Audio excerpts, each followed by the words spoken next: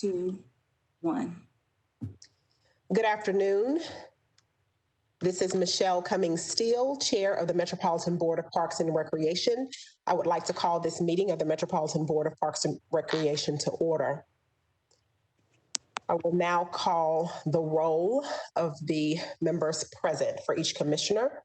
Please answer if you are present. Commissioner Anderson. Present. Commissioner Gentry.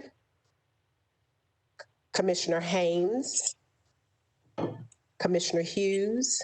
Present. Commissioner Johnston. Present. Commissioner Scott Barnes. Present. Thank you.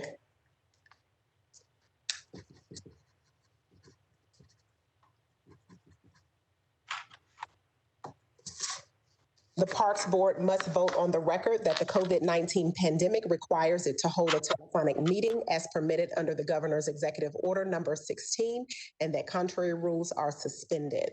If anyone would like to propose a motion to adopt the telephonic meeting, please raise your hand and I will call on you.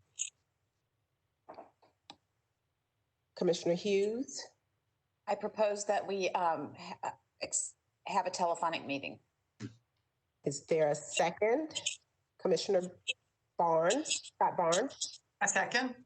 Thank you so much. It's been properly moved and seconded. I will call now for a roll call vote. Commissioner Anderson. Approve. Commissioner Hughes. Approve. Commissioner Johnson. Approve. Commissioner Scott Barnes. Approve. Thank you. Approve. Yeah. Thank you so much. I just wanted to add a note for our audience. For those listening at home, the Parks Board members here are calling in remotely. They are in separate places. When I ask them to raise their hand, that's an action occurring through the software. Director Odom, if you could, please let me know if other Parks Board commissioners joined us.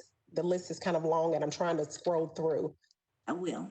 But I want to make sure I see them. And Ann Butterworth, if you could put your hand down at this point, it's giving me a little confusion. If you could put your hand down for me, Ann Butterworth. I would try to. I had to call back in on my cell phone because I cannot find the application on my desktop. Okay. Close it out. I'm not sure if our host could do that, but just for my visual. We'll move now to thank you so much. We'll move now to the appeal of decisions pursuant to the provisions of 2.68.030 of the Metropolitan Code of Laws. Please take notice that decisions of the Metropolitan Board of Parks and Recreation may be appealed to the Chancery Court of Davidson County for review under a common law writ of certiorari. Any appeal must be filed within 60 days after entry of a final decision by the board. Any person or other entity considering an appeal should consult with an attorney to ensure that time and procedural requirements are met. We'll move now to the consideration of minutes. I hope you've had an opportunity to read the minutes from our October meeting. I will now accept a motion for approval. Please signify by raising your hand and I will call on you. Commissioner Scott Barnes. I move to accept the minutes. Thank you so much. Is there a second? Commissioner Hughes? Second. Thank you so much. It's been properly moved and seconded. We'll now go through a roll call vote. Commissioner Anderson? Approve. Commissioner Hughes? Approve. Commissioner Johnston? Approve. Commissioner Scott Barnes? Approve. Thank you so much. The motion passes. Director Odom, are there any referrals from council members present? No referrals, but we do have council members Van Rees and O'Connell who are in attendance at the meeting today. Thank you so much. Thank you all for being here. We'll move now to old business. 05-20-12. The Historical Capital Corridor Foundation is to provide the board an update on the in-kind gift of approximately $465,000 for the purpose of improvements to and programming for Church Street Park. We'll now hear a presentation from the Capital Corridor Foundation.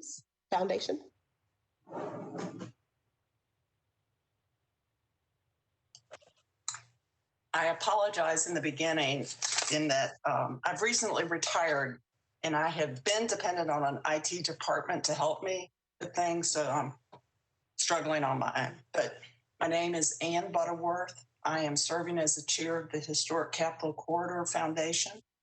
Also with us today is Dan Biederman of Biederman Redevelopment Ventures and Alexia Poe with the Ingram Group. I thank you for allowing us, the foundation, to speak with you today about our gift and our partnership with you on a project to which I am very committed. Our partnership with the Parks Department and the board to kickstart the revival through the foundation's gift of improvements and investments is appreciated and welcomed by the surrounding residents, who I will say are very grateful for a funding source other than their recently increased property taxes and are looking forward to the park improvements. I moved downtown a little over a decade ago, and Church Street Park at that time was an asset which I frequently used along with a wide range of other people. There were open air concerts and picnics, but when the programming for the park stopped, so did the broad public use. When our partnership started, I don't think any of us envisioned the turmoil and economic upheaval our community and our nation would experience and are still experiencing in 2020. This first phase in the park is the first step on a path of investment and commitment to a healthy green space in the downtown core. According to information shared by the Downtown Business Partnership, about 80% of the downtown employees have not yet returned to the core to work and are unlikely to do so until 2021, late winter or early spring. This leaves little daily winter foot traffic in this area. Visitors are currently staying mainly on Broadway and 2nd Avenue, where our police and health safety workers are dispensing masks to help with the balance between public safety and business economic activity. The main library has not yet opened to the public, and their partnership is key for the park's revitalization. I will also note that up and down Church Street, many of the businesses, whether due to renovation or concern with vandalism, have been boarded up with plywood or are currently surrounded by scaffolding.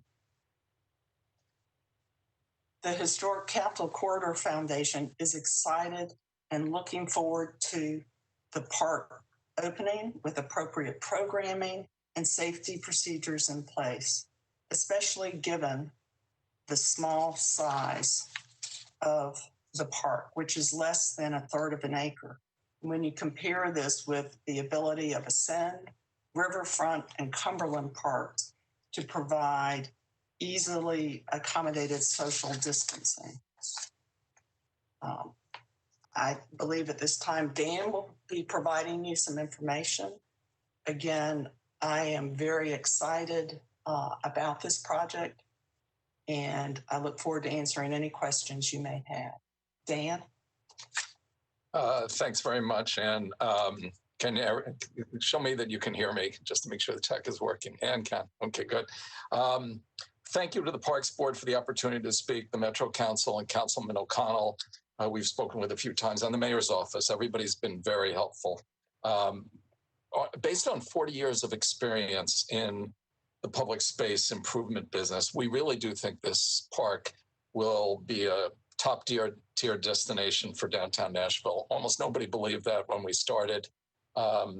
We didn't have COVID at the time, but we really believe we could do it. It's very small. The approach, which we'll tell you about, I think is appropriate for it.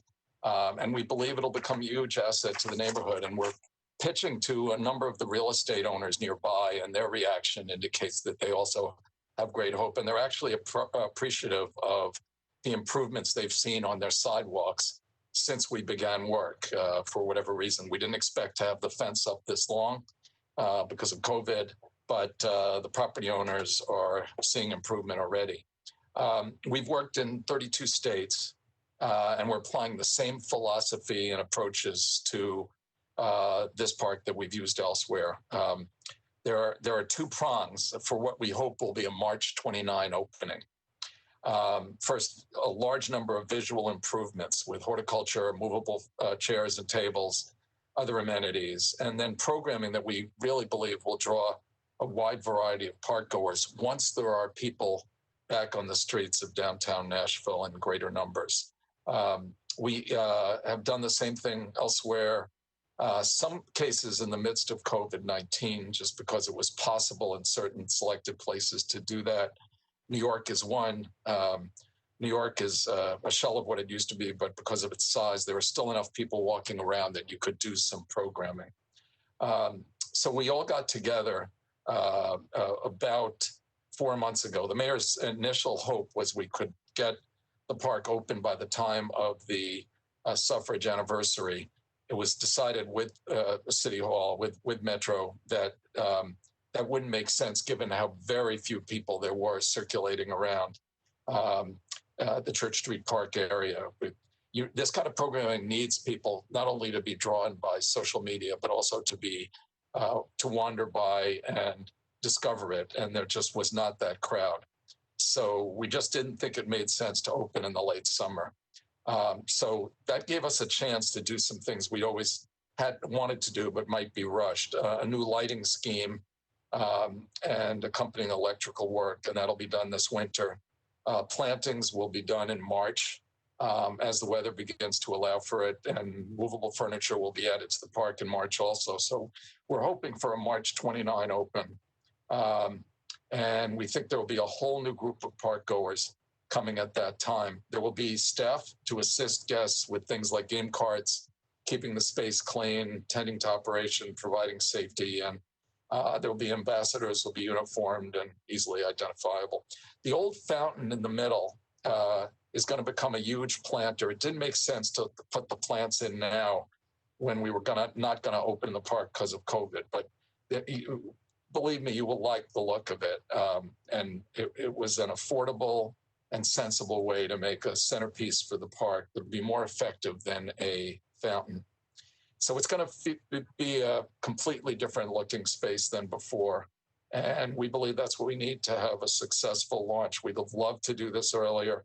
It hasn't been good for anybody that we had to put it off. But given Tennessee's numbers and Nashville's numbers, we reluctantly decided to put the opening off from August or September, which was our initial hope, given good weather in your state, to at least 6 months later. And we're hoping COVID by that point is under control, and we'll have many walk-by visitors as well as people drawn by social media.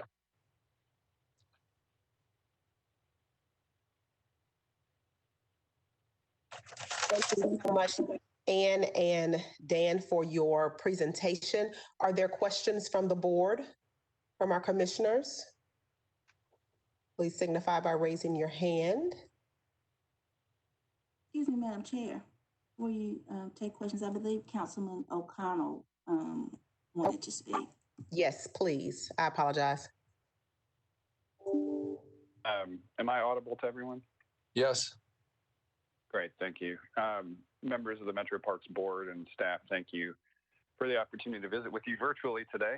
I am pleased that you all are revisiting the Church Street Park project on today's agenda. And I wanted to take the opportunity to encourage the Parks Board to more deeply engage in a truly public process about the future stewardship of this park. And I'll briefly outline my reasoning. So to Mr. Biederman's point, on June 2nd of this year, when COVID-19 was already present and spreading in Nashville, a resolution RS 2020-342 was introduced to the Metro Council, accepting an in-kind grant from the Historic Capitol Corridor Foundation for improvements to be made to Church Street Park. ostensibly for the purposes of preparing events to celebrate Tennessee's historic role in advancing the cause of women's suffrage a century ago. Those events, as we've noted, were to take place in August of this year. From the attachments to the resolution, in order to meet the collective goal of unveiling phase 1 of the revitalized Church Street Park to Nashvillians in tandem with the August 20th centennial celebration of women's suffrage, swift action with Metro's full support is vital. The only prior notice I had of this grant was the filing of administration legislation in the council office just days before it was to be heard by council. Given the focus of this property over the previous several years, including the appeals to transparency, I was surprised. Despite strong discouragement from the administration, I deferred the resolution a single meeting so that various stakeholders who had been involved, including the Metro Planning Department, who had actually been the first to call for an organized public RFP process, I wound up making a one-meeting deferral, and I agreed to that limit given the urgency of the timing. As part of that agreement, I received a letter from the mayor that was distributed to all council members, and I'd like to read from that letter today. The mayor wrote, "I can readily commit to you and to other Church Street Park stakeholders that the adoption of RS 2020-234 will not preclude any further designs, improvements, or alterations, and that acceptance of the grant is not intended to imply that the Historic Capital Corridor Foundation is the sole stakeholder of consequence in determining the future of the park. I look forward to the park's interim upgrades as we prepare for celebration of women's suffrage in August. After those celebrations, I am committed to a fully public process for determining the future of the park, including how we select stakeholders, vendors, designs, and funding strategies." So now, in November 2020, given that those celebrations never occurred, at least with the involvement of the park, I'm perfectly content for this grant to play out through a revised schedule into March and April of 2021, and I have full confidence in Mr. Biederman's team for delivery of this phase. But we do have a significantly modified schedule, despite the just admonition to get this done without even a single deferral back in June. And I believe that Metro should receive regular updates, monthly at a minimum, about progress being made against that revised timeline. We should also be using this time to prepare for what happens after April with a fully public process starting today.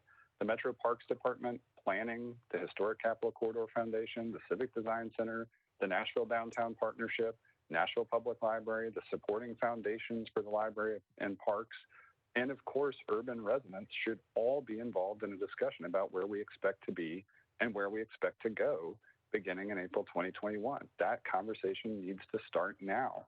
Despite the business slowdown, I still represent thousands of residents along the Church Street corridor. It is Nashville's densest residential community, and this is their only adjacent green space. I continue to get questions on a regular basis about why the park is closed. When will the park reopen? What is going to go into the park? The residents I represent, yes, downtown employees when they return in full, and Nashvillians everywhere deserve a better future for this park. So I am hopeful to hear from the Parks Board today how we intend to deliver that. Thank you for your time.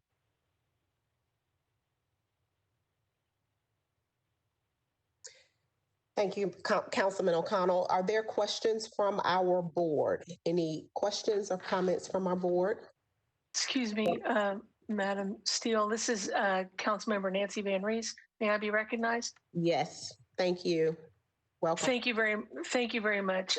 Greetings, everybody. As the chair of Parks, Library, and Arts Committee on the Metro Council, as I'd mentioned before, you're going to see me kind of pop in a lot on these meetings, particularly as they are held virtually.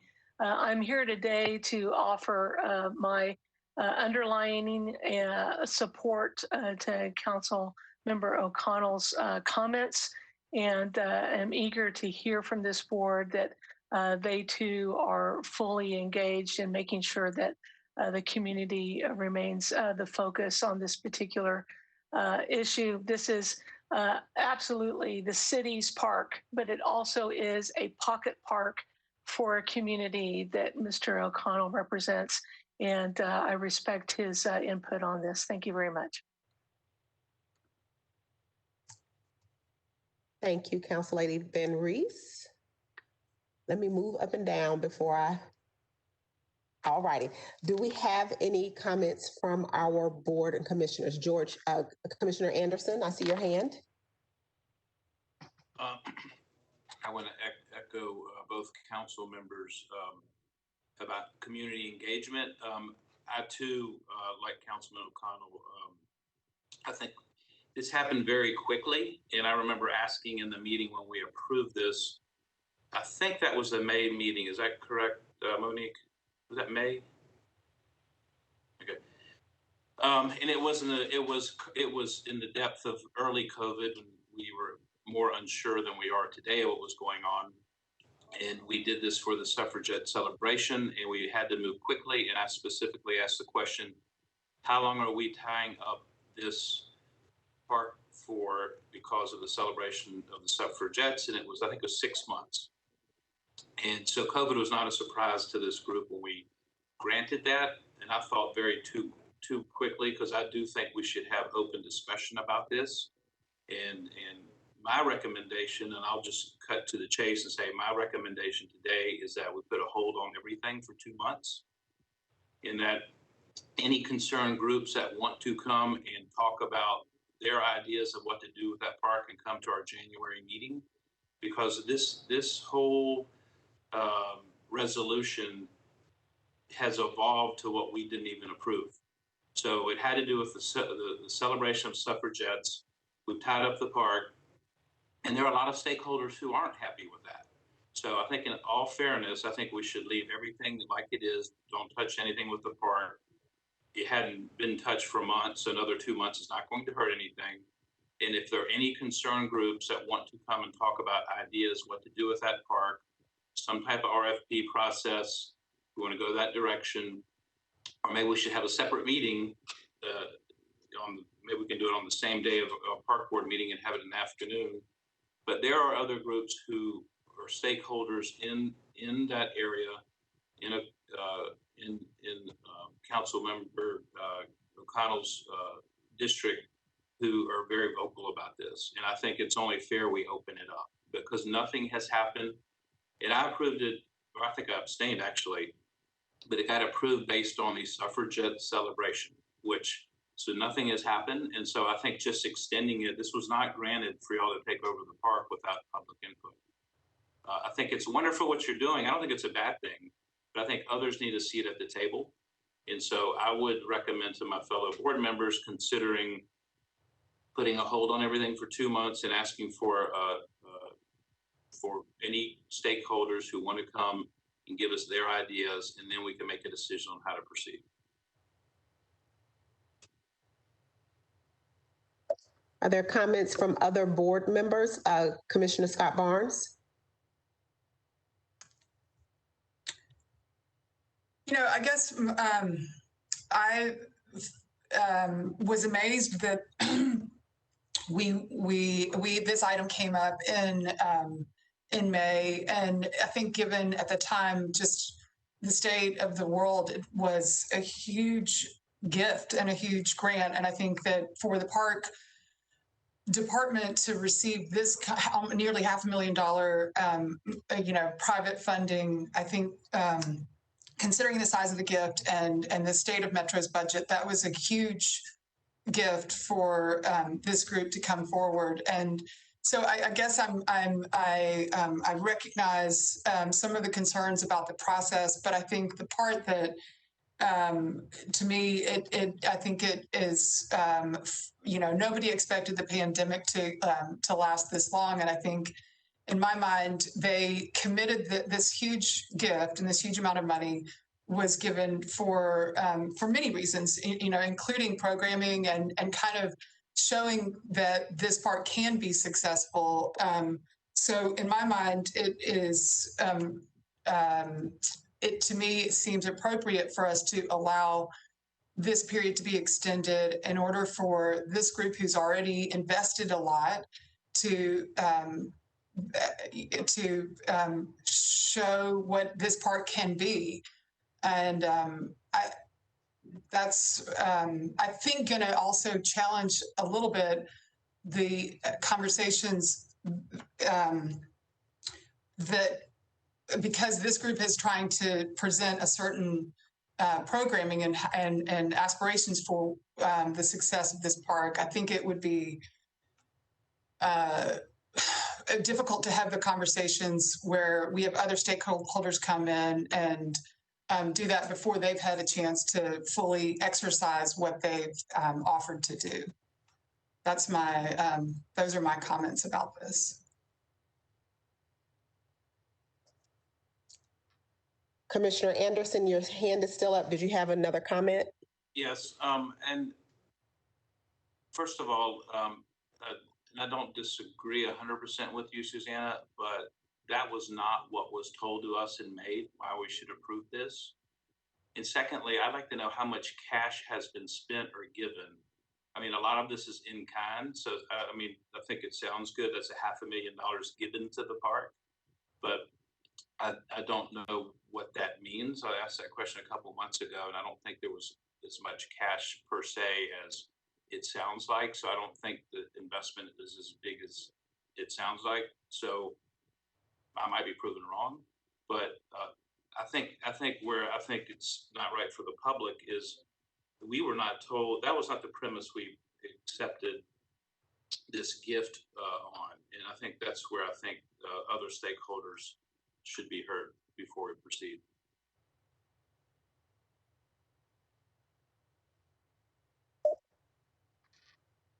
Dr. Steele, could I respond, or do you want to hear from others? Yes, go ahead and respond for the amount that has already been. Thank you, Dr. Steele. Commissioner Anderson, roughly half the money has been spent. The reason to defer other pieces of it is obviously we haven't started staffing the park for activities yet. So the ambassadors and programmers who will run that would materialize if COVID allows in March. The last minute plantings, because plantings should not be made there in January, February, have not been made. The lighting and the like would come in later. But what's already been done is planters have been put in, a new irrigation system, which was badly needed, is in. And obviously there had to be some staff allocated to this. And I might say in response to Commissioner Anderson's comments, we were out there looking for help or cheers all around downtown Nashville. There were 4 separate meetings held at a convenient time. A lot of people came, commented they'd love to see the park activated like this. A lot of them made suggestions. I don't think anybody came to us and said, I have other ideas. I don't believe in putting the park back together as a park asset with plantings and lighting and programming. The alternative we were aware of is there was a party that wanted to put an office building, an apartment building on the space. So we did not hear competitive ideas or people offering to help us at those meetings. And we think, I cannot tell you how many times projects have been delayed of exactly this kind in other cities without involvement of something like COVID. And the patience of a few months has been rewarded by a project that everybody said was terrific for their neighborhood, and nobody later said, boy, but there was that 4 months or even years that you guys were late. So I'd love the chance to turn this around. We've been successful 100% of the time with this kind of approach. Thank you so much. This is Councilmember O'Connell. Could I be recognized again, Dr. Steele? I'm sorry, who? This is Councilmember O'Connell. Okay, yes, sir. Thank you. And again, I want to be clear in responding to board comments so far.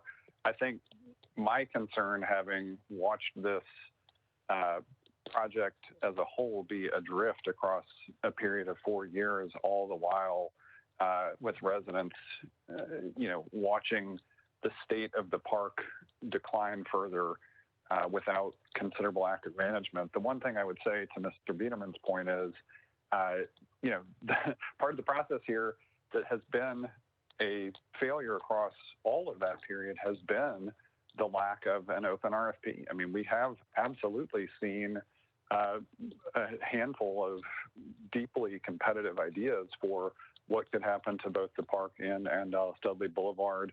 And I think to really suss this out, it's not necessarily, I'm not sure stopping it right now without the ability to see at least a first phase through and help people understand, because I agree wholeheartedly with Mr. Biederman. I think this space can actually be enlivened, can be activated, and can ultimately provide safe, attractive, equitable green space for urban residents.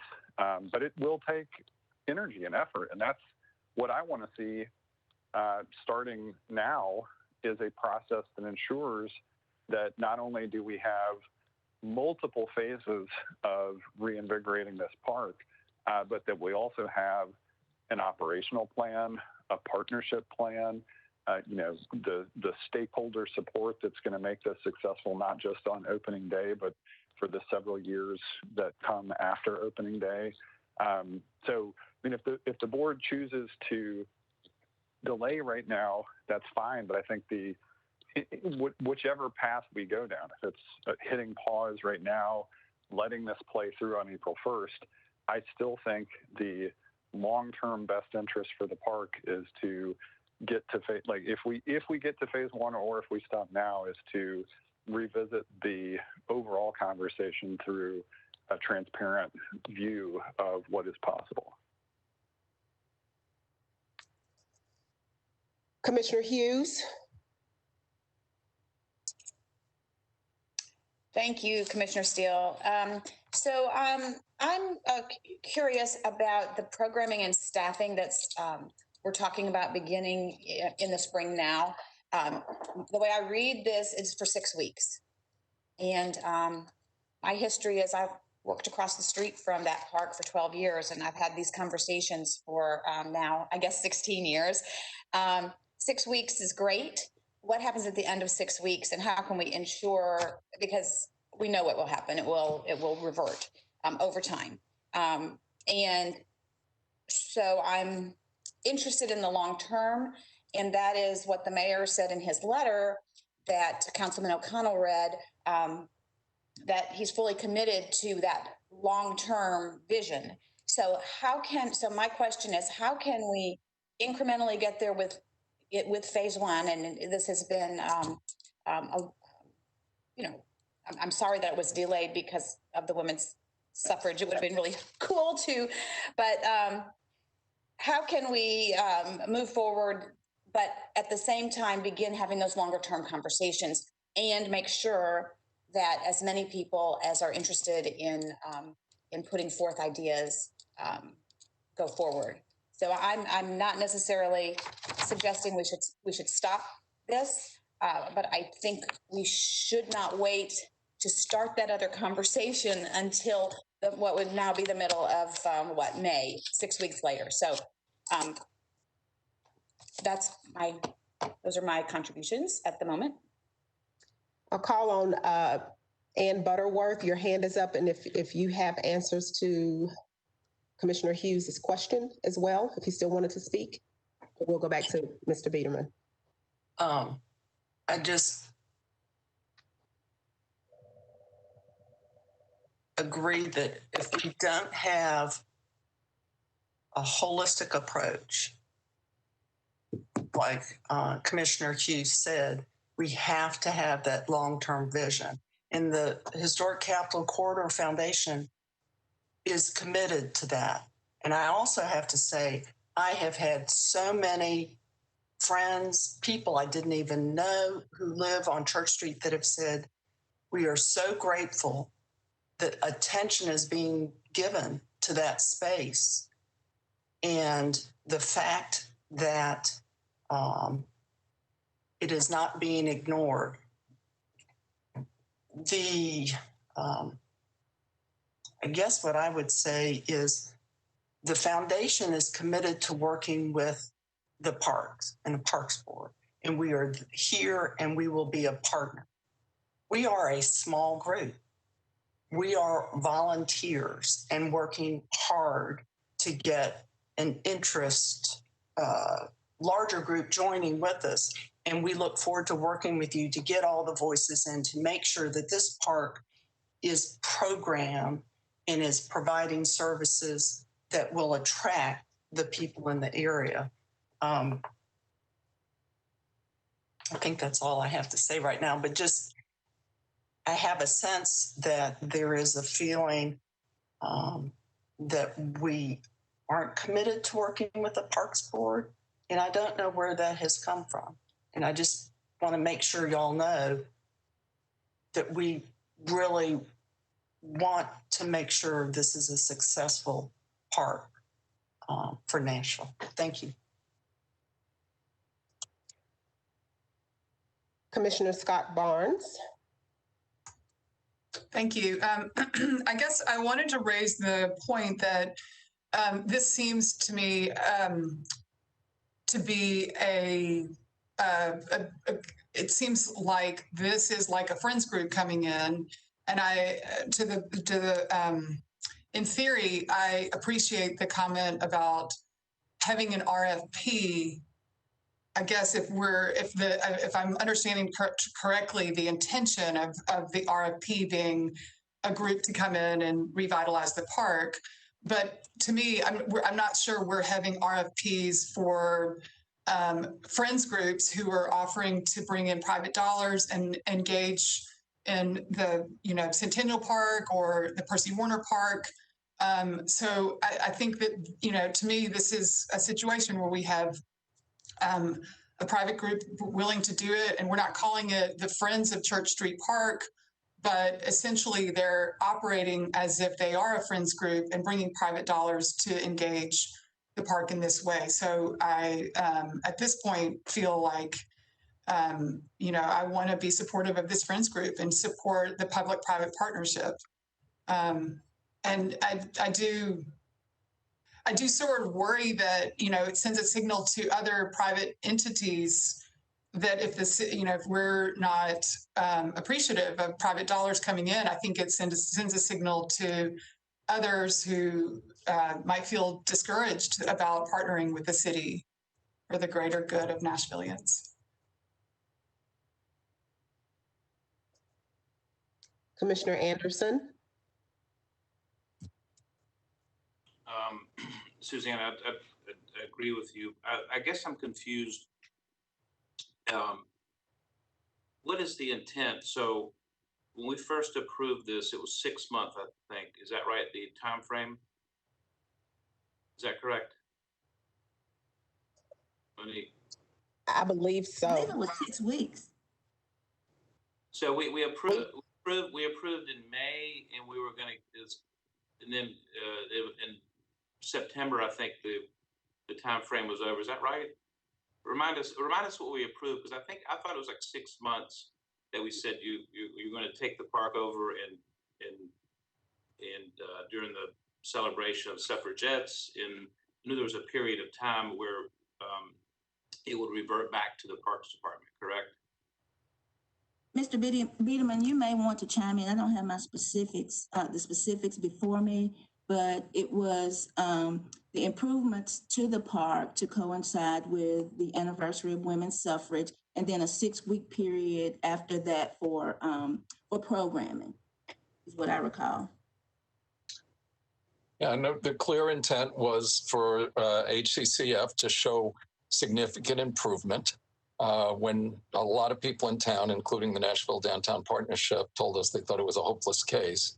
And I know there were others that felt that way. We wanted to show it wasn't.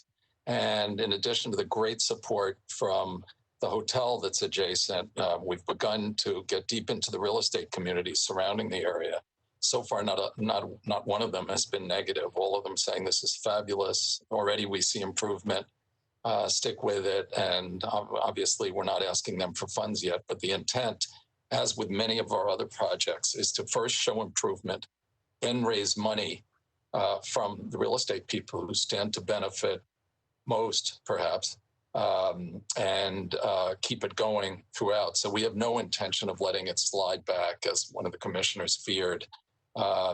You start it out, you get momentum, you keep going, it doesn't slide back, and all of a sudden you have an asset that everybody in the neighborhood likes. Right, but my question is, this is more, I think, for Park Board, is our intent to, is this a long-term agreement we're agreeing to, or was it the 6-month or whatever month, the 6-month agreement we agreed to initially? That's where I'm a little bit, I need clarification, because if y'all's intent is for many, many years, just say it so we can talk about it. Is it, because when we approved it in May, my thought was that at the end of that, it would be the end of this engagement. So what is the real intent here then? Because, and I think I'm all for activating that park. Don't think I'm not. But I just want to make sure we're taking the right process and public process in activating the park and make sure everyone has a say in this. And so what is the intent of this group in terms of a time frame? Are you going to, it's going to be probably rainy and cold in January and February, a lot of times into March. And if we're going to be sitting here in March having the same discussion, let's kick the can down to August. And I'm not saying that's bad. I'm just saying let's be realistic on what you're asking for, because we're going into the winter now. When nothing happened in the summer, now we're going into the winter when really nothing's going to happen. So this is just an extension and kicking the can down. I'd rather just be open and say what's the intent of the group. Well, our intention is clear.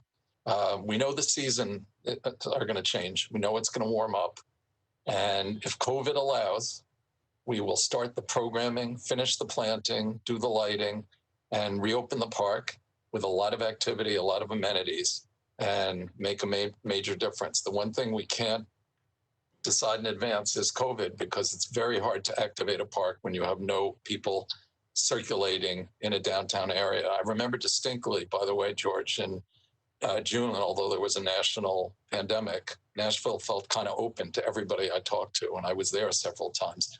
It wasn't open later when numbers got out of control. So it was decided with the mayor and others that opening in August was not a great idea. It would have been foolhardy. That's the reason for this delay. Thank you all so much for the discussion, our commissioners and our guests. Are there any other comments from our board? Any questions from our board? Commissioner Anderson, your hand is still up, is still raised. Okay. Are there any additional comments or discussion from our board?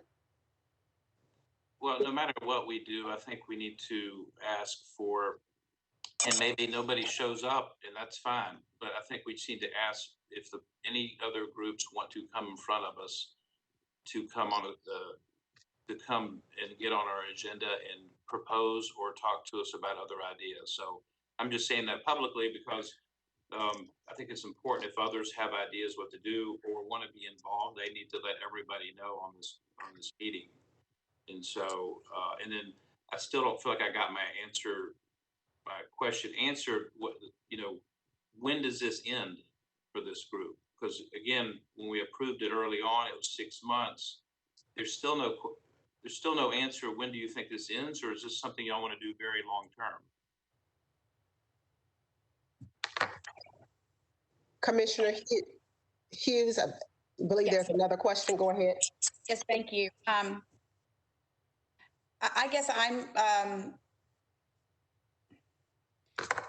thinking back to what the mayor said, and I'm thinking back to what Councilman O'Connell and Councilwoman Van Rees said early on. It appears to me that there must be other groups and ideas that are interested in the long term. And so my concern is not anything to do with these plans, but what happens in mid-May when that 6 weeks of programming and staffing is over. And I'd like to get the public process started so that we have a plan going forward and it doesn't revert back. And I understand that that is not the intent of this group, but what we approved was for this period of time from May through the women's suffrage celebration. And of course, we understand that didn't happen and understand why. And then we were to take on a longer term vision and a longer term process per what the mayor suggested. So that's where I feel it is incumbent on the Parks Board to make space for other voices, for voices, including the HCCF. That's my, and I don't know if that's, to George's point, we allow people to come before us. I would think we would have to think through what that process would look like, but. And I just want to say, this is not, my comments not HCCF. And I just think I want to make sure from our Parks Board and our responsibility that there's more of an open process. And that's why I keep on asking, when does this end? When do other people have an opportunity to give us their ideas? And maybe nobody shows up and it's HCCF, and that's fine. I'm not saying this is for or against. Don't take it that way. And it's just, I think it's more of the process that I'm hung up on a little bit. And it just seems that there's not a definitive date when this ends and it opens up to other groups, or it doesn't, and I just want to make sure I say that, because it's not a for or against, it's just more process. We've all lived through a lot in that park the last 4 or 5 years in a lot of ways. So I guess I'm just a little bit more hypersensitive to that park right now.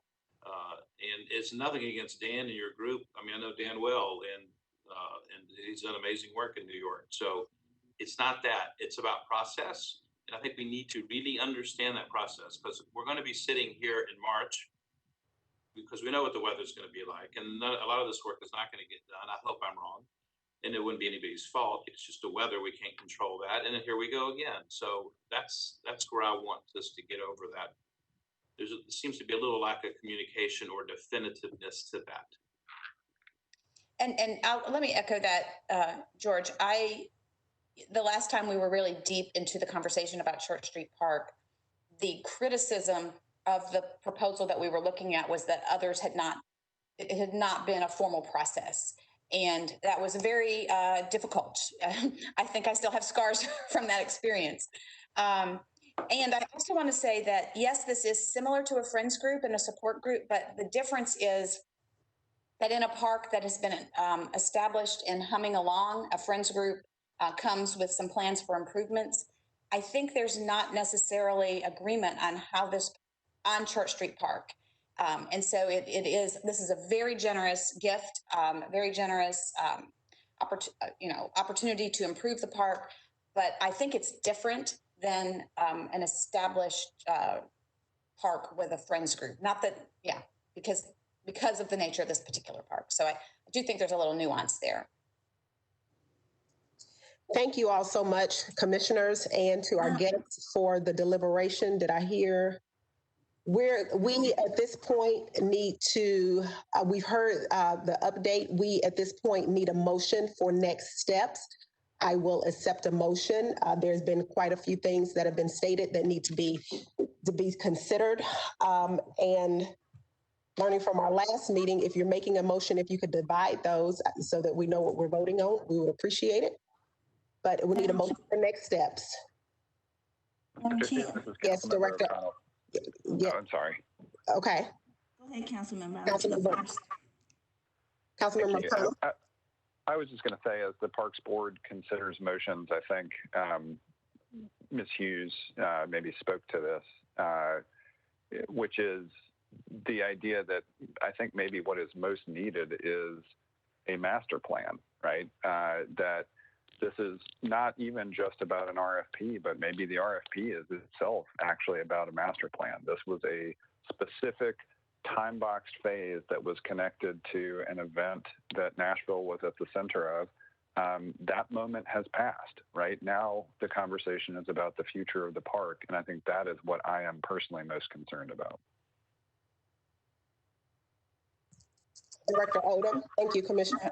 Thank you, Councilman O'Connell. Madam Chair, before you entertain a motion, I just want to make sure that the motion is clear about timeline, and to also make sure that the Park Board considers and is clear about if if you want to entertain other ideas for that space, that it is park space, and it is under the purview of the Parks Department. And the recommendation that came before from a previous administration was recommended by that administration.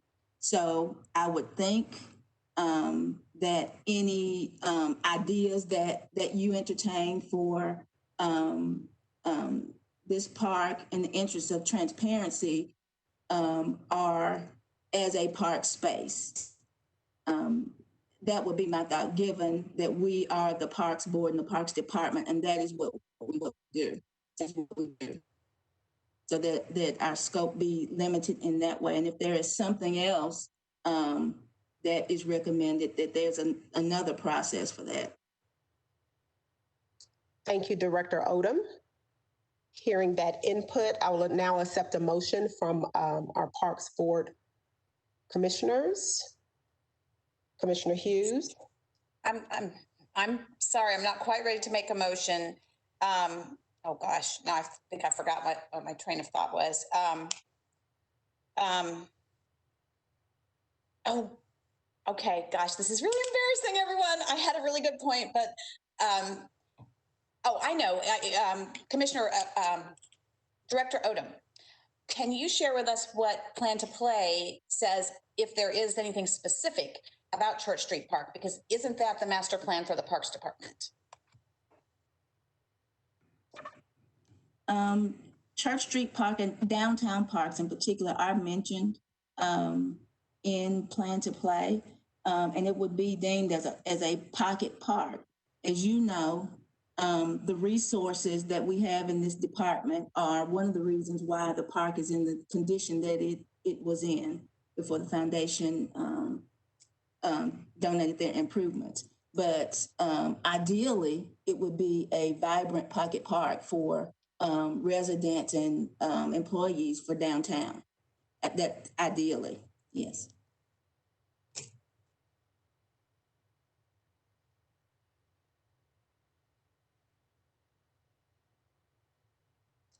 Thank you, Director Odom. Need a motion from the board on how you want to proceed. Commissioner Scott Barnes. Okay, I'm going to give it a shot here. Make a motion that we allow this group, the corridor group, to extend their agreement as laid out with their timeline.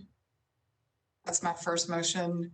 And at the same time, we allow others who are interested in participating in this space offer, I'm sorry, I'm looking for the words here, alternatives, and I guess maybe I should say the word master plan.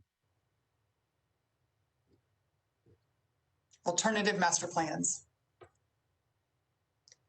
So we And Susanna, if you'd add to that, maybe if any of those groups, or if there are any other interested parties to come to our January meeting, in all fairness to this group, to leave it open, in other words, if someone has some ideas, bring them to us, at least while this is going on. We can be listening to others, but we need to, I think if they came in January, I'm just using that to give people 60 days. At least if there's nobody else out there, then we know there's nobody else out there. That's fine, So I like your motion, but I would just say any other interested parties about keeping our park, as Monique said, come in January meeting. And that way, it's all, in all fairness to everybody, we'll know what's happening. Commissioner Gentry. Hey, apologies for being tardy. I would just ask that those two motions be separated. Because my concern is, and this is just as an outsider looking in, it's hard for me, even as someone who would want to support the corridor group, to know that the board is willing to jump ship and go with another group. So I think it's going to make it challenging for the corridor group to continue to keep the support. And I know that the board is willing to entertain other, and I just want to be mindful that we consider that there's a possibility that the second motion can really undermine the efforts of the group. So I would just ask that those motions be separated, that we have one motion that extends the agreement and allow the corridor group to continue to move forward with their plans and their timeline. And then we have a separate motion that would allow the board to entertain other proposals from other groups. I think that's a good idea. I agree. I was going to say that, but I saw your hand. I just want you to know that I have been a good student. Of course, I know. Commissioner Scott Barnes, you made the motion, you grouped those together, and wanted to ask if you would divide the motion. Yeah, I agree. I think that makes sense. So we have a motion on the floor to extend the agreement with the timeline. I believe I need a second to that motion for the first motion. Commissioner Hughes. Second. Thank you so much. It's been properly moved and seconded. I will call now for the vote. Any other discussion? Do a roll call vote. Commissioner Anderson. Approve. Commissioner Gentry. Approve. Commissioner Hughes. Approve. Commissioner Johnston. Approve. Commissioner Scott Barnes. Approve. Okay, thank you so much. The motion passes. We'll now move to Commissioner Scott Barnes. Your second motion was to allow other groups to bid. Would you like to please restate that motion for us? Your second motion, please. Hesitating because I want to get it right. I make a motion to entertain additional plans for Church Street Park and would entertain those no later than the January Parks Board meeting. Thank you so much for that motion. Is there a second? Commissioner Anderson seconded. Are there any questions? Commissioner Hughes? So I am a little reluctant on this particular motion, because what I really feel like, I don't remember who said it, but what we really need is I think maybe Councilman O'Connell said, need a master plan for Church Street Park. Mm-hmm. So I'm fine with any new voices that want to come to the table, but I would like it to be in the, that the end result is we have a plan for where we're going over the long haul. And so I don't know if we can, if there's a way to amend this motion to include that it is working toward a master plan, or if that's just, because I don't think adding additional voices without knowing where we need to go makes sense.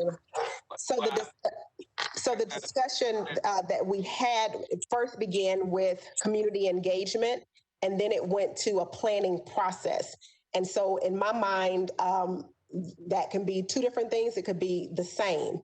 I hear your concern. I see Commissioner Gentry's hand raised. Yeah, so sort of to pull a thread on Commissioner Hughes' comment. So I would be concerned to have a bunch of groups coming in to throw out ideas if we don't know what they're throwing those ideas against. And so if we haven't created the palette, i.e. the master plan, I guess who owns doing that? And what are we asking people to come in and offer suggestions about if we don't have that vision sort of laid out? So I would agree that the motion about having others provide proposals is almost moot, because we don't know what those proposals are designed to support. Yeah, so I guess I'm just, and again, I apologize for being tardy. I mean, I've missed some very salient pieces of information to help me better understand what it is we're trying to achieve.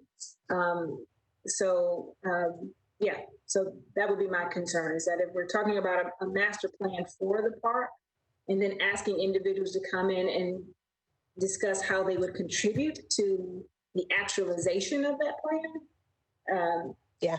Okay, if that's what we're doing, then I would say the plan comes first before we open up for public.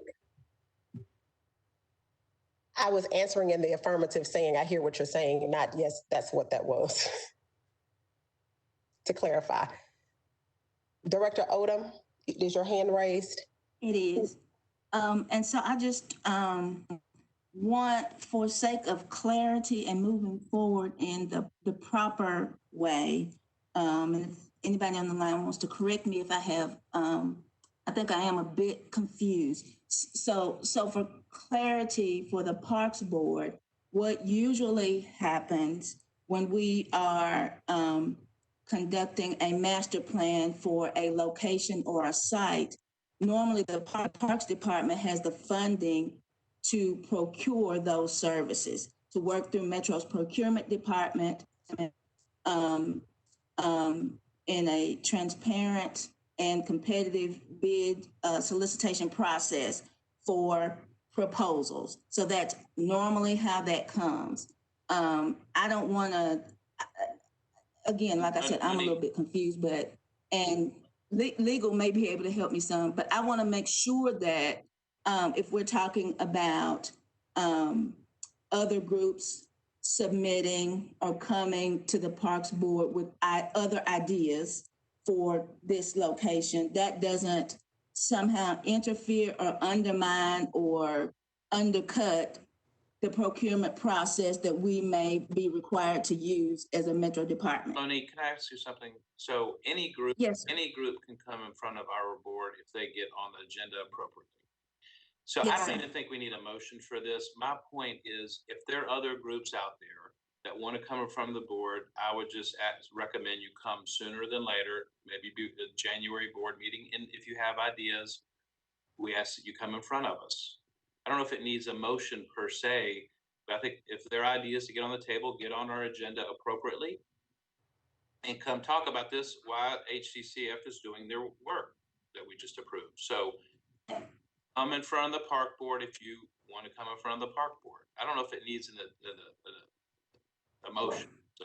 And the only thing I would add to that, if that's how you all want to proceed, is that so that it is competitive and transparent, that we do some sort of formal notice that the park board is receiving or requesting, folks who want to come, groups that want to come, that we do it that way. It's not really proposals, just come tell us what you're thinking. It could be a proposal, I don't think it needs to be so formal as much as people should come and be vocal about this if they have things to talk about. I think that's fine. I think I'm just talking about appropriate notification to the public is what I'm talking about, that make sure everybody who can know about it knows about it, and not just people who watch the park board meeting on Mondays, Tuesdays. So I hear what Commissioner Anderson is saying. I've also reminded of Councilman O'Connell's comment regarding community engagement and a process and a master plan process. I'm hearing two different things. And what we need to understand is, what is the will of the board? Are we interested in a community engagement process? Or are you interested in a master planning process?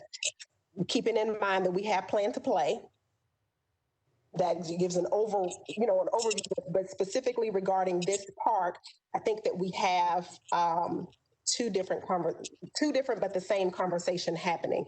Commissioner Hughes. Would a master planning process include community engagement as part of that? I would think.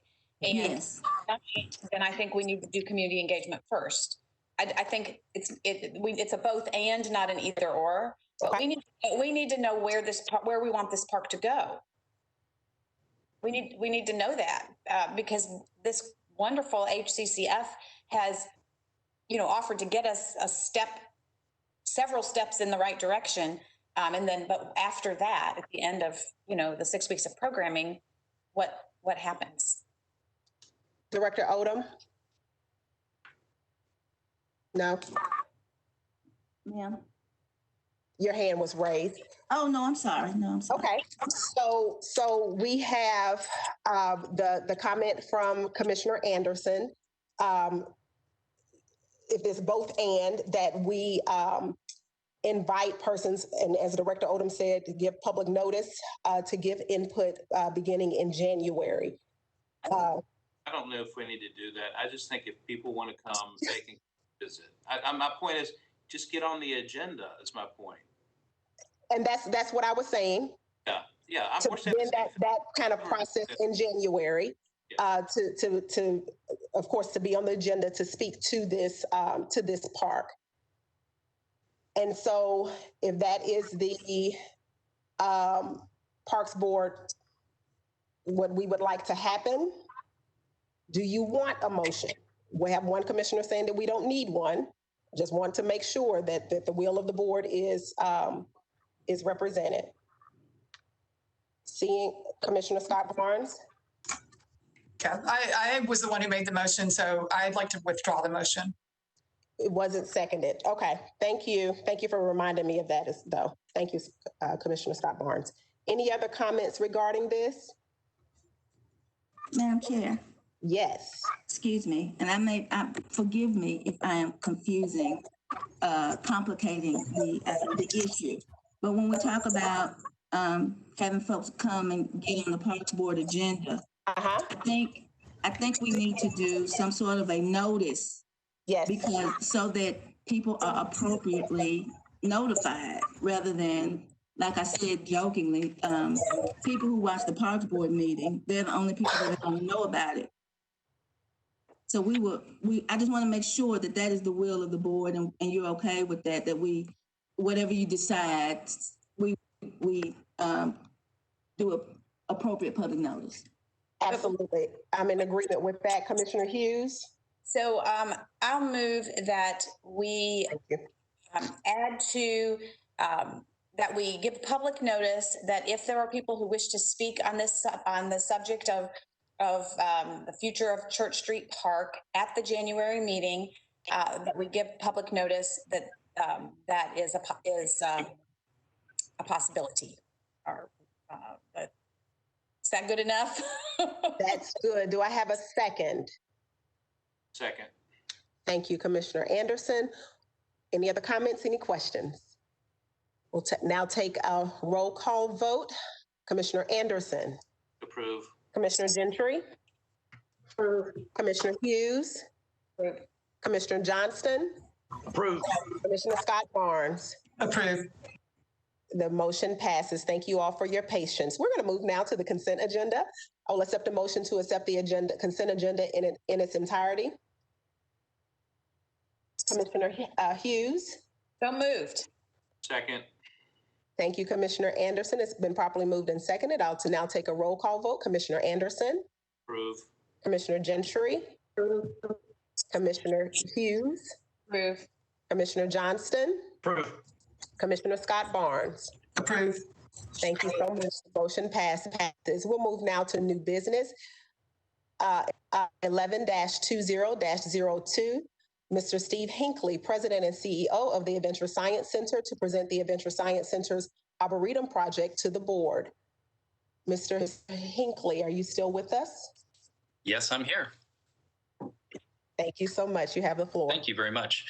Well, I am here today to share an idea that I had discussed previously with Director Odom, and before launching into that, certainly want to thank you all for having me with you today. I appreciate the time from Metro Parks Board as well as the staff to hear the idea that I'd like to share.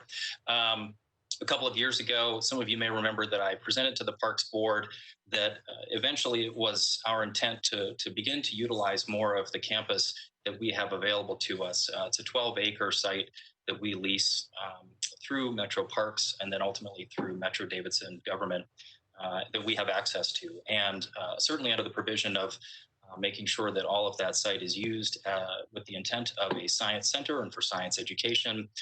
We expressed a desire the last time I presented to the Parks Board to begin taking that mission outdoors and to share it in a much more public and accessible format.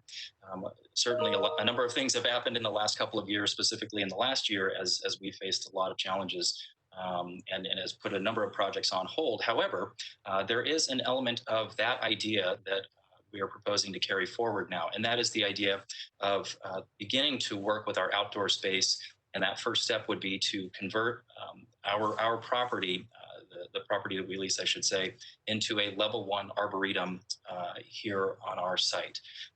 Working with the Tennessee Urban Forestry Council and a number of other partners, we've identified that we have at least 13 different species of trees on our site. The minimum requirements for a level 1 arboretum in the state of Tennessee are to have 30 different and unique species on that property in order for certification to happen. That's something that we think would absolutely be a wonderful addition to the site, and again begins to extend our mission of learning outside of our building, and again does so in such a free and publicly accessible way. The purpose of this project would be to extend our learning mission outdoors, again in a publicly accessible and free space. Certainly it would improve the beauty of our site for community building and public health. I think our memories, I was not yet in Nashville when this happened, but I'm sure our memories are fresh with the removal of a large number of trees from our site. This is a purely additional step. This would be taking the step of adding trees back to a site that had undergone a pretty significant removal of species a few years ago. And it would certainly create dialogue about nature, climate science, biodiversity, and other stories. And as we look at our space, not only given the location, but also the use of what our space is about, it's not just about science, learning, and education. It is certainly about community building and the idea of creating a space in the interest of public health. And we think that the Arboretum certainly accomplishes a number of those goals. In terms of the location, although, again, as I said, we do have a 12-acre parcel that we have access to, we are primarily looking at exploring the Arboretum idea closest to the building, meaning on the south side of Fort Negley Boulevard and Bass Street that sort of circumvent on the north side of our property. We are starting to pull together some of the content stories that we would be talking about. As I said, we have 13 species of trees at least, so we know that at the most we would need an additional 17 species of trees. We would include ID labels as required in order to be certified as an arboretum. We would also provide a map and an education curriculum that our educators would be creating that would be tied into the curriculum for schools as well as the public guests, so that they can learn a little bit about what we would be talking about. Topics for discussion that we would build curriculum around are biodiversity of Tennessee, climate change and heat mitigation, pollinator habitat pollution remediation. There's the possibility of having food as a topic and food-based trees, and then certainly the importance of nature. From a funding perspective, we actually have secured all of the funding that we need, we believe, in order to execute the project. So we would not be seeking additional funds, certainly for Metro, in order to make this project happen. The partners, as we've identified them in order to make this project move forward, beginning with the Adventure Science Center education team, we've reached out to a landscape architect, Dave Rick, landscape architect, to begin talking to them about a project scope and proposal. Wade Rick, who's one of the partners of that firm, serves on the board of the Nashville Tree Foundation, which would also be one of our partners. Had a good conversation with Andrew Bell and the Nashville Tree Foundation. They've actually done the original tree identification for us and would be subsequently involved in helping us identify and plan the trees that would be added to our site. We would also involve input from the surrounding Edge Hill and Wedgwood Houston neighborhoods so that we can make sure we do have community input into the type of space that we're creating. Certainly Metro Parks would be involved in this. I've spoken with Director Odom, making sure that she would stay in the loop, as well as others that she would like to have involved, to make sure, again, that input is part of what we are utilizing in our process. And then the last partner is the Tennessee Urban Forestry Council. I've reached out and made a good connection with Ashley Kite Rowland, who is on the board of that organization. They are the organization that ultimately does the certification for Arboreta in the state of Tennessee. So we have a good understanding of what that process looks like, as well as the timeline to make sure that we can be certified. Overall, project timeline, it's about 6 months. So beginning in November and December, concept planning, as well as the project scope. January and February, we would transition into the creation of the education curriculum. In March, we would begin to file our application to the Tennessee Urban Forestry Council and also source the trees that are necessary. In April, we would begin the planting. And then the grand opening certification would also happen during that month. The tie-in is perfect for us. It's not only certainly Earth Day, but also Arbor Day is on April 30th. From our Science Center perspective, you all may or may not be aware that we are celebrating our 75th anniversary, and what a way to celebrate a very, very unusual 75th year of operating. But we certainly hope that by April, we'd have an opportunity to have a very large community-wide event that could celebrate not only this place and what it has meant to the community, but the Arboretum itself. We do know that there are some considerations to take into account as we go through this project. Certainly accessibility is one of those. Again, this would be outside on our property. There would be no admission required in order to visit and explore and learn about the Arboretum. The map, for example, could be made readily available using QR codes on the labels so that anyone with a mobile device could pull up the content that is there. So they wouldn't have to come inside the Science Center, pay a fee. This would all be outside and freely accessible. We certainly know that we have to take into account view sheds from Fort Negley. We would be, again, only adding trees. We would not propose to remove any trees from the site unless, for example, an arborist came out and saw that we had diseased trees that could potentially jeopardize others as well. But other than that, that is not in any way, shape, or form the plan. I do also think that one point of note that's important is that this would be the first and only Arboretum in Davidson County that is available to the public for free. And it would be the first and only Arboretum that would be a part of the Metro Park system. So some wonderful ideas there. Open to your questions or comment about this. In speaking with Director Odom, I wasn't sure if permission was needed from Parks Board in order to proceed with this project. I think Director Odom, I'll let you speak to your conversation with Metro Legal in terms of how we're operating within the guidance that's given by the our lease agreement. And with that, I will stop talking. Thank you so much. Are there any questions from the board? Seeing none, thank you so much for being here. Mr. Hinckley, it's good to see you as always. You too, Michelle. Thank you. Moving to 11-20-03. Creative Parks Nashville requests board approval for application and ultimate acceptance for FY 2022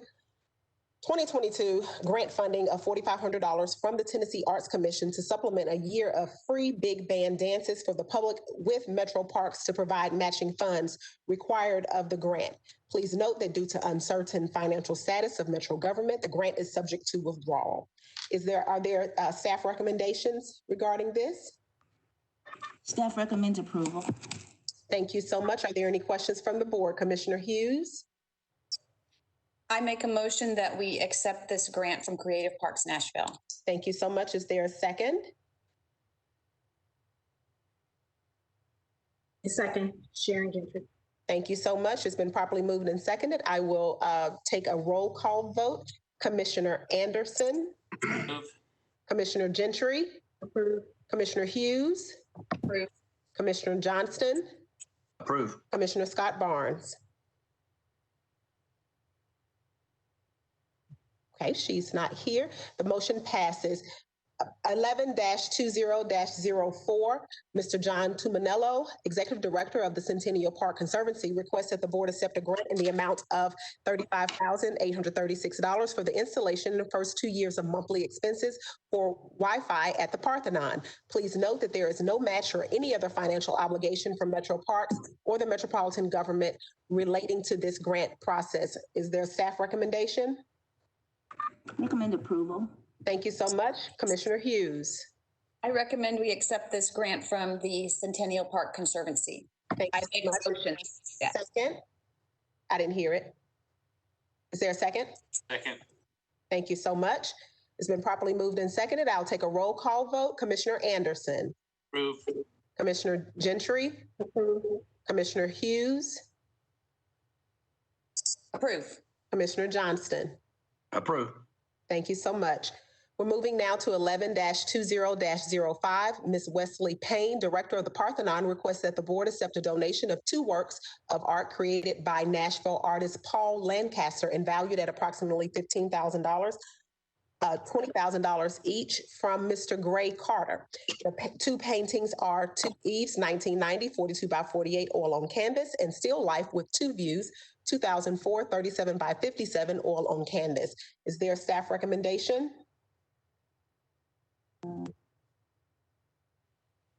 Approval. Thank you so much. If anyone would like to make a motion, Commissioner Hughes.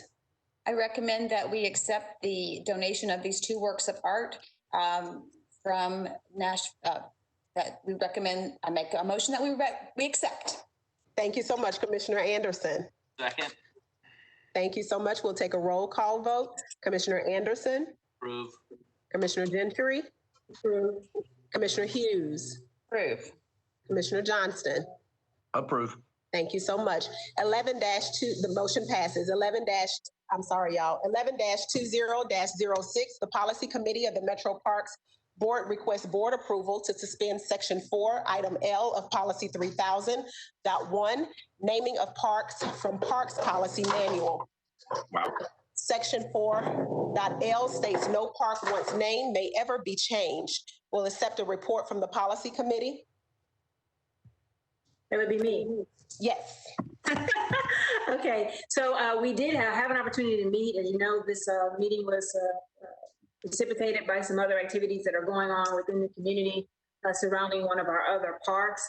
In an initial review of the policy, that item L that you referenced as a part of the motion would prohibit us from entertaining any discussions and conversations around naming or renaming of a park. So the committee sought to address that aspect of the policy first, which will allow us not only to accept these recommendations for name changes, but actually put us in a position, which is where we are now, in reviewing the policy as a whole and adding language around the process of renaming, which is the next step that we're moving forward with. So the committee has approved this modification to the policy and ask for full board approval at this time. Thank you so much. I'll accept a motion for approval. Commissioner Hughes? So moved. Is there a second? I don't know that it's required if it comes from committee, but I will refer to Macy. Thank you so much. We'll now vote on the report from the committee. Do that by roll call vote. Commissioner Anderson. Approve. Commissioner Gentry. Approve. Commissioner Hughes. Approve. Commissioner Johnston. Approve. Thank you so much. The motion passes. We'll move now to our capital projects update with Tim Nage. Thank you. I'll just hit on changes from last month. In Centennial Park Phase 2, we should be taking the fence down, weather permitting, by the end of this month on the Great Lawn, the West LA, and most of 27th Avenue. So that will open up really the heart of this new project zone to the public. The East LA, the West End entrance, and some of the landscape near the band shell and the Women's Suffrage Monument will remain fenced within the construction zone, and construction will proceed through the winter, although we think we can open up the Women's Suffrage Monument hopefully by the end of the calendar year. At Fort Negley, we have received the proposals through the RFP process to award a contract for the Fort Negley master plan. So the plan at that time is to proceed through the evaluation process with the intent of awarding a contract. The plan has always been that would be a 5-year contract. The Metro funding portion of the master plan has been frozen, so we would not be able to requisition a purchase order for the master plan until full funds were available, but we should be able to proceed through the process and execute a contract itself, and then just not begin the work until full funding and a purchase order. At Watkins Park, the pump track has begun construction. This is a partnership with the Oasis Bike Workshop, Nashville Parks Foundation, and Sorba, and their goal is to complete that project and open the pump track to the public this winter. And those are changes from last month.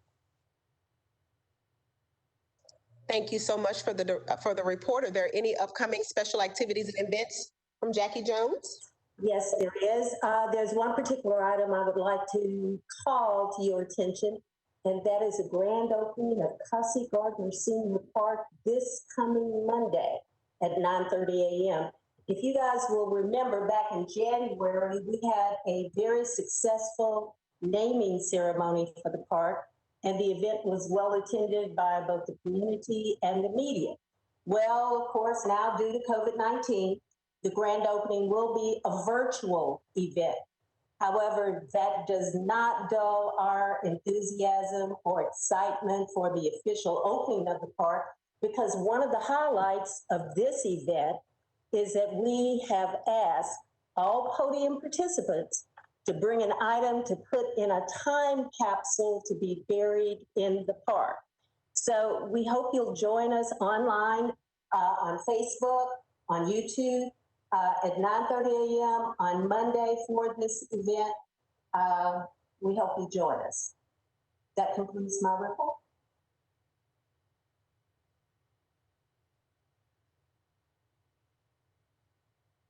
Thank you. I'm sorry. Report of the director.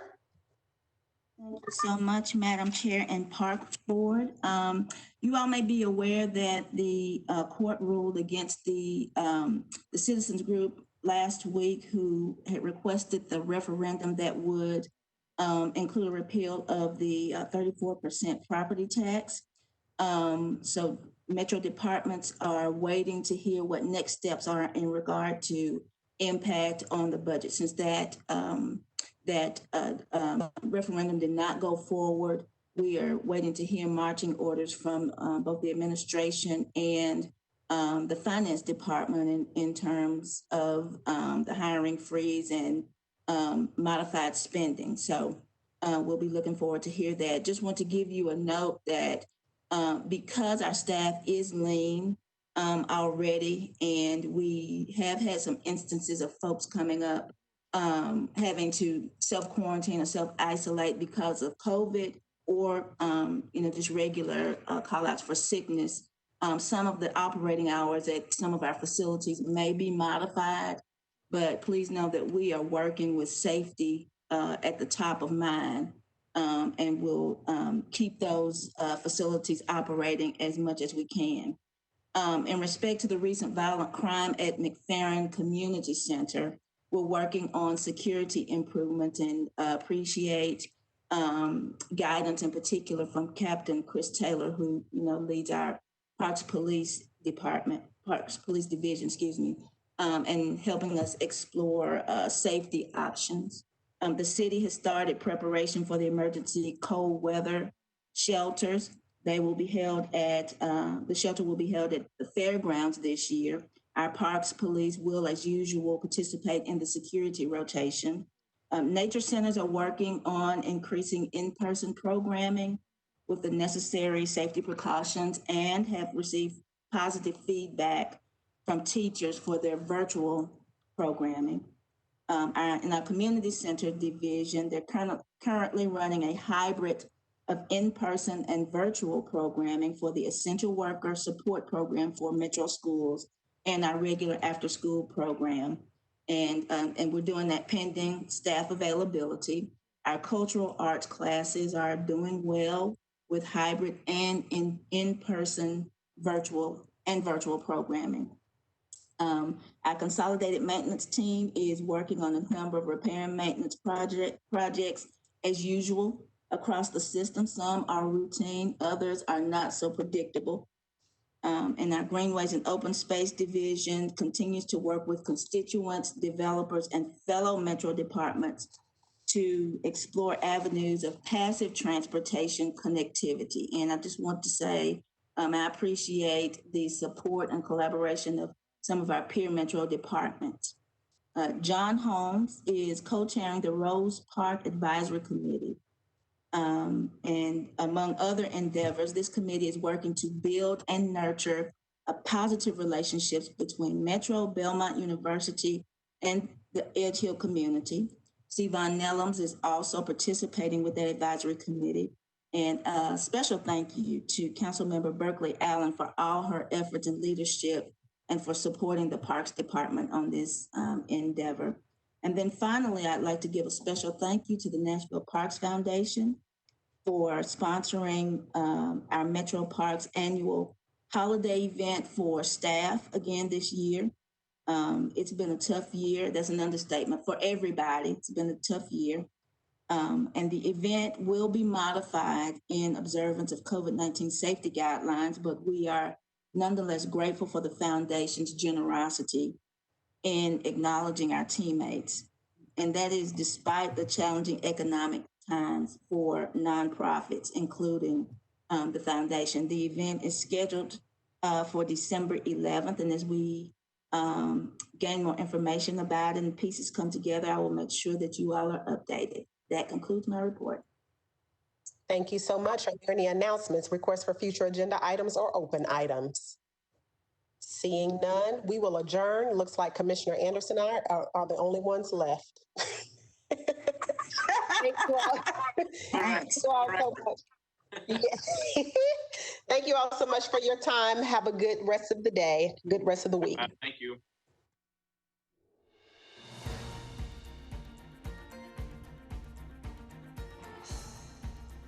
This has been a service of the Metro Nashville Network.